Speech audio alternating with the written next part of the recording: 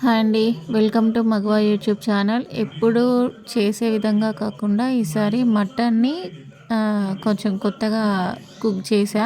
నేను ఇదే first time ఇట్లా కుక్ చేయడం. కుక్కర్‌లో వండా ఈసారి. సో, ప్రాసెస్ చెప్తా చూడండి. ఫస్ట్ కుక్కర్‌లో ఆయిల్ మనకి సరిపోయినంత ఆయిల్, మన కర్రీకి సరిపోయేంత oil and biryani masala items ఏవేవి ఉంటాయో అవి మనకి ఘాటుకు తగినన్ని వేసుకోవాలి. తర్వాత ఆనియన్స్ అండ్ పచ్చిమిర్చి. ఈ ప్రాసెస్‌లో చేస్తే గ్రేవీ అంటే సూప్ అనేది చాలా థిక్‌గా కన్సిస్టెన్సీ వచ్చింది. అండ్ పీసెస్ కూడా చాలా బాగా కుక్ అయ్యాయి. నేనైతే ఎప్పుడు ఒక్కటే ప్రాసెస్‌లో చేసేదాన్ని. మటన్ అంటే కొంచెం ఫ్రైలాగా ఉండేది.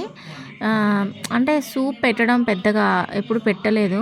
బట్ ఎందుకో ఈసారి ఇట్లా ట్రై చేసినందుకు చాలా బాగా వచ్చింది. కుక్కర్‌ని నాన్ వెజ్‌కి ఎప్పుడు ఎక్కువ యూజ్ చేయను నేను. ఓన్లీ పప్పు కోసం మాత్రమే కుక్కర్‌ని యూజ్ చేస్తా. బట్ ఎందుకో లాస్ట్ టైము మటన్ తీసుకొస్తే బాగా ముదిరిందనుకుంటా. ఎన్ని వాటర్ వేసినా కూడా అసలు కుక్ అవ్వలేదు. అందుకే ఇంకా నెక్స్ట్ టైం నుంచి కుక్కర్‌లో వండి చూడు అని చెప్పేసి మా హస్బెండ్ అనేసరికి ఈసారి మాత్రం ఇట్లా ట్రై చేశా. సో, ఈ ఆనియన్స్ కొంచెం రెడ్ కలర్ వచ్చిన తర్వాత దాంట్లో కొంచెం పసుపు యాడ్ చేసుకున్నా. అండ్ నాకు ఎప్పుడు నాన్ వెజ్ కర్రీ వండినా కానీ అందులో ఖచ్చితంగా పుదీనా యాడ్ చేయడం అయితే చాలా అలవాటు. పుదీనా డైజెషన్‌కి చాలా మంచిదని చెప్పేసి అంటారు కాబట్టి నాన్ వెజ్ ఏదైనా సరే నాకు డైజెషన్ అవ్వదు అని అనిపిస్తే మాత్రం పక్కా పుదీనా యాడ్ చేస్తా నేను. అండ్ ఫ్రెష్ లీవ్స్‌ని వాడే అలవాటు కూడా మన కర్రీస్‌లో రెగ్యులర్‌గా అలవాటు చేసుకోవడం వల్ల కొంచెం ఎంతో కొంత హెల్త్ బెనిఫిట్స్ ఉంటాయని నా ఒపీనియన్. సో, పుదీనా కూడా కొంచెం కుక్ అయ్యేంత వరకు ఇట్లా ఫ్రై చేసుకొని పుదీనా అండ్ ఆనియన్స్ అన్నీ కూడా కొంచెం ఫ్రై అయిన తర్వాత నెక్స్ట్ మటన్ని యాడ్ చేస్తున్నా నేను.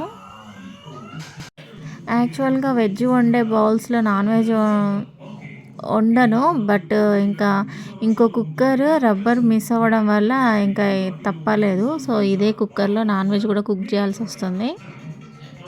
కొంతమంది ఎట్లా అంటే ఒక్కటే ప్రాసెస్ అది కనుక బాగా వస్తే దాన్నే ఎప్పటికీ కంటిన్యూ చేస్తూ ఉంటారు నాలాగా. ఇంకా అంటే కొంచెం కూడా చేంజ్ అవ్వకుండా. కానీ అప్పుడప్పుడు కొంచెం చేంజ్ కూడా అవసరమని అనిపించింది నాకు ఈసారి ఇట్లా కుక్ చేసిన తర్వాత. మిస్ అయితే ఒక్కసారి మిస్ అవుతుంది టేస్ట్. ఒకవేళ బావుంటే ఇంకా మనం చేసేదానికంటే ఇంకా బెటర్ టేస్ట్‌ని మనం చూడగలుగుతాం గదా! సో, అందుకని ఈసారి ఈ ప్రాసెస్‌కైతే షిఫ్ట్ అయ్యా నేను. సో, ఇప్పుడైతే మటన్ యాడ్ చేసుకుంటున్నా.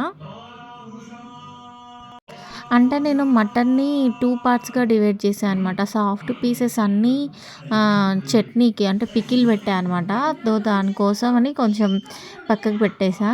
అండ్ బోన్స్ టైప్‌లో కొంచెం బోన్స్ అండ్ మీట్ మిక్స్డ్ అయ్యి ఉన్న పీసెస్ మాత్రం ఇట్లా సూప్ లాగా ట్రై చేశా. అండ్ ఇంకొక విషయం ఏంటంటే మటన్ ఎప్పుడు కూడా సాఫ్ట్‌గా ఉన్న పీసెస్ కంటే కూడా బోన్స్‌ని ఎక్కువ ప్రిఫర్ చేస్తే దాంట్లోనే ఎక్కువ హెల్తీ ఐటెమ్స్ అనేవి దాంట్లోనే ఉంటాయి మనకి అని చెప్పేసి అంటారు. అందుకని అంటే ఇక్కడ కొంతమంది ఇంకా ఓన్లీ బోన్స్ సెపరేట్‌గా తీసుకొచ్చుకొని సూప్ పెట్టుకుంటారు. బట్ మా ఏరియాలో అట్లా బోన్స్ అనేవి సెపరేట్‌గా ఇవ్వరనమాట. సో, ఈ పీసెస్‌నైతే ఆయిల్‌లో మంచిగా కొంచెం ఫ్రై అయ్యేటట్టుగా బాగా మిక్స్ చేసేసి కొంచెం సేపు ఇట్లా ఉంచేస్తే దాంట్లోంచి కొంచెం వాటర్ బయటకొచ్చేస్తాయి. అండ్ కామన్‌గా అయితే నేను వాటర్ వెయ్యకుండానే ఈ మటన్‌లో నుంచి వచ్చిన వాటర్ తోటే కుక్ చేసేదాన్ని నాన్ స్టిక్ ప్యాన్‌లో. బట్ మనకు కావాల్సింది సూప్ కాబట్టి ఇంకా వాటర్ యాడ్ చేయందైతే తప్పదు. అందులో మటన్ అయితే కంపల్సరీ వాటర్ యాడ్ చేసుకుంటేనే ఇంకా చాలా సాఫ్ట్‌గా కుక్ అయిద్ది. సో, ఫ్రెష్‌గా పట్టిన అల్లం వెల్లుల్లి పేస్ట్ ఏసా నెక్స్ట్.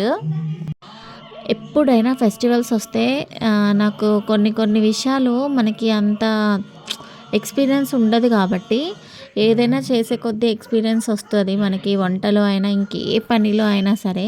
నాకు ఈరోజు వచ్చిన ఎక్స్పీరియన్స్ ఏంటి అంటే ఫెస్టివల్ ఏదైనా ఉంది అన్నా లేకపోతే ఏదైనా స్పెషల్ ఐటమ్స్ ప్రిపేర్ చేసుకోవాలనుకున్నా 1 డే బిఫోరే అన్నీ ప్రిపేర్డ్‌గా అంటే అన్నీ రెడీగా పెట్టుకోవడం మంచిది.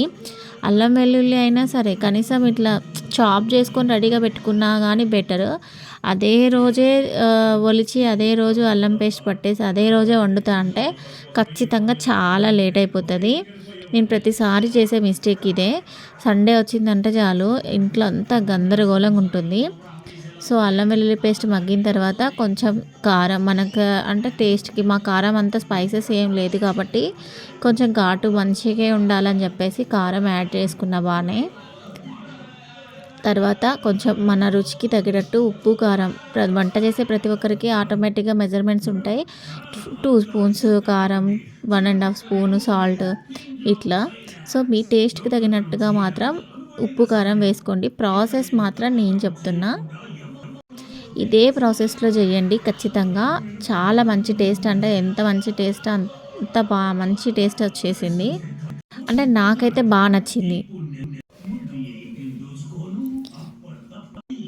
కారం కొంచెం పచ్చివాసన పోయేంత వరకు ఆయిల్లో పీసెస్ని కొంచెం మంచిగా కలిపి అది స్మెల్ అంతా పోయిన తర్వాత దీంట్లో మనం వాటర్ని యాడ్ చేసుకోవాలి. ఎట్లా అంటే మన పీసెస్ అనేవి మునిగిపోయేంత వరకు మనం వాటర్ని యాడ్ చేసుకుంటే అప్పుడు అది చూడండి, ఆ మటన్లోంచి వచ్చిన వాటరే కాకుండా మనం ఇంకా కొంచెం ముక్క మునిగే అన్ని వాటర్ అంటారు దాన్ని. సో ఆ వాటర్ కనుక వేసుకున్నట్టయితే బాగా వస్తుంది అనమాట సూప్. ఇంకా కొంచెం ఎక్స్ట్రా యాడ్ చేసుకుంటే కూడా బాగుంటుంది. బట్ మా ఇంట్లో గ్రేవీ ఎక్కువ తినేవాళ్ళు ఉండరు కాబట్టి నేను జస్ట్ అంతవరకు ఆ లెవెల్ వరకు అయితే వాటర్ వేసుకున్నా. అండ్ ఇంకొక ముఖ్య విషయం ఏంటంటే మటన్ ఎప్పుడైనా సరే సూప్ని అస్సలు వేస్ట్ చేయకూడదట. రెస్టారెంట్లో అండ్ మన ఏదైనా మ్యారేజ్కి వెళ్ళినప్పుడు వచ్చే ఫ్లేవర్ వచ్చింది ఈసారి ఇట్లా కుక్ చేయడం వల్ల. కొంచెం ఇట్లా మనం వాటర్ యాడ్ చేసుకున్న తర్వాతకి ఒక్కసారి సాల్ట్ సరిపోయిందా లేదో చూసుకొని ఇంకా మనం విజిల్స్ అంటే క్యాప్ పెట్టేసి 5-6 విజిల్స్, అంటే 5-6 విజిల్స్ మీన్స్ మటన్ లేతగా ఉంటే 5 విజిల్స్ చాలా ఎక్కువ, 4 విజిల్స్కే ఉడికిపోతుంది. మటన్ అనేది కొంచెం ముదురుగా ఉంటే మాత్రం ఖచ్చితంగా 7-8 విజిల్స్ వస్తే చాలా బాగుంటుంది. 5 విజిల్స్ పక్కా, అసలు 5 విజిల్స్ అనేది ఖచ్చితంగా అవసరమే. సో నెక్స్ట్ ప్రెషర్ అంతా పోయిన తర్వాతకే మా కుక్కర్ మీద మూత అయితే ఓపెన్ చేయండి. ఇవి చాలా డేంజర్ ప్రెషర్ కుక్కర్స్ అనేవి, చాలాసార్లు మనం చూస్తూనే ఉంటాం కదా. సో ఇట్లా ప్రెషర్ అంతా పోయిన తర్వాత క్యాప్ అయితే ఓపెన్ చేశాను నేను. మళ్ళీ ఒకసారి ఇంకొంచెం థిక్గా వచ్చేటట్టు సూప్ని నేను ఇంకా కొంచెం బాయిల్ చేసుకుంటున్నా. సో ఇట్లా బాయిల్ అయిన తర్వాత ఇంట్లోనే నేను గరం మసాలా కానీ అండ్ ధనియా పౌడరు ఇవన్నీ ఇంట్లో ప్రిపేర్ చేసుకున్నవే ఉంటాయి రెడీగా. సో నేను అవైతే యాడ్ చేసుకుంటున్నా. ఫస్ట్ అయితే గరం మసాలా యాడ్ చేసుకుంటున్నా లైట్గా. అండ్ నెక్స్ట్ ఈ గరం మసాలా తర్వాత కొంచెం ధనియా పౌడరు, ధనియాలు నేను పచ్చివి సపరేట్గా అండ్ రోస్ట్ చేసుకున్న పౌడర్ కూడా సపరేట్గా ఉంచుకుంటా. సో ఆ గరం మసాలా ఎట్లాగో ధనియాలు ఫ్రై చేసినవి యాడ్ అవుతాయి కాబట్టి కొంచెం పచ్చి ధనియాల పౌడర్ కూడా యాడ్ చేసుకున్నా. అండ్ నెక్స్ట్ అయితే ప్రతి కర్రీలో వాడే కొత్తిమీరని కూడా యాడ్ చేసుకుంటున్నా. ఈ వీడియో ఎవరైతే చూస్తున్నారో వాళ్ళు ఒక్కసారి ఈ రకంగా మీరు కనుక ట్రై చేయండి.